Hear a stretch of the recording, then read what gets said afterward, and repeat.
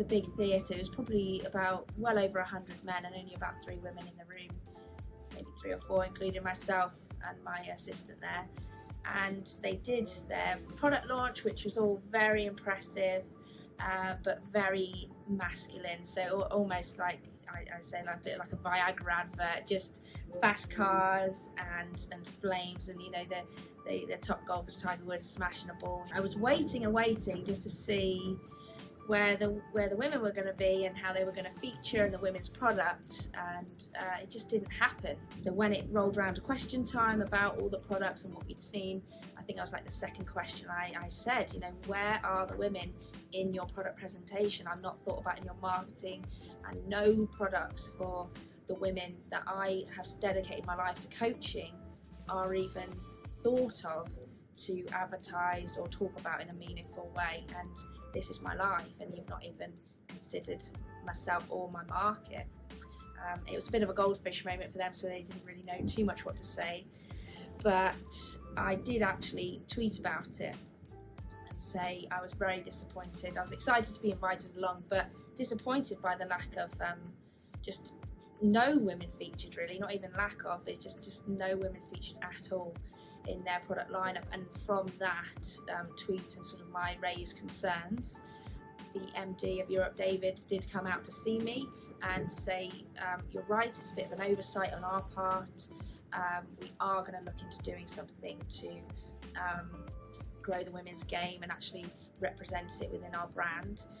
And then I think it was probably about a month later, David Abeles, the CEO of TaylorMade from America, he came out to see me and talk about it, and to say they've just sponsored their first female tour player, Charlie Hull, which is absolutely amazing, and that's because of my raised concerns. So to have actually had that response from them is fantastic. You know, this is a story that is a positive one from that interaction, really.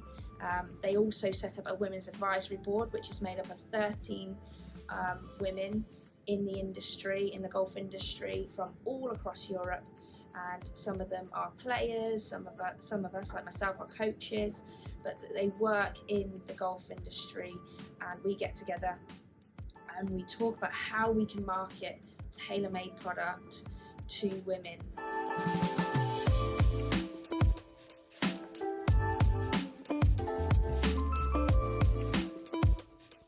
It's a huge honour and a massive privilege to be on that list. I mean, there are just so many fantastic women on that list doing all sorts of wonderful work for women's sport. So when I got the call from the producer that I'd been nominated to be, that I was going to be part of that top 30, I was absolutely blown away. Just a huge honour.